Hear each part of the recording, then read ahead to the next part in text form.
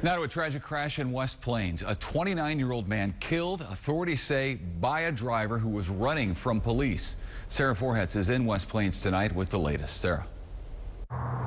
Ethan, 29-year-old Cannon Ferris was killed. He was almost home from work. He was literally pulling into his driveway when police say a 21-year-old driver was running from them, T-boned his car, killing Ferris. Now that 21-year-old driver is looking at possible charges of second-degree murder. The lines painted on the road, an awful reminder of early Sunday morning.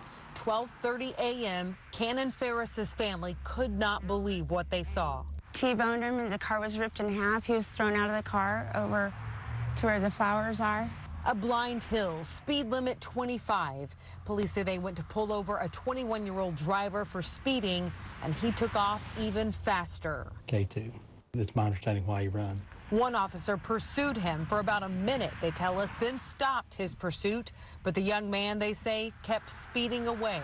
The suspect continued on west on Broadway for a few blocks and went over a hill, and when he went over the hill, that's when the accident occurred.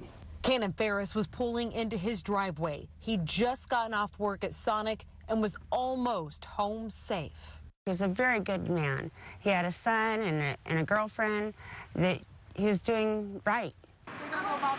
His little 3-year-old pride and joy doesn't yet understand the loss. Can I see that? If you're going to put other people at risk and run away from the police, if you're already doing something criminal and you do something even more severe by killing somebody, you don't deserve to be out there.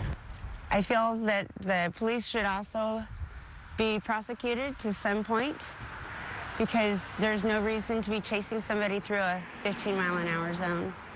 No reason. There's too many, even if it's at night, there's too much on this road. To say there is a certain way that the officer has to perform a pursuit, I cannot do that because different aspects bring in different things into the pursuit. So that's what we have to look at and then make a determination whether or not everything was followed correctly. He lost a good person. He's a really good kid. And the 21-year-old driver, no charges filed yet. The officers here are actually asking for second-degree murder charges. Again, officers say he had drugs on him, K2. Perhaps that's why he was running. But we will release his name if and when those charges come down. And Ethan, he still is in serious condition tonight in a Springfield hospital.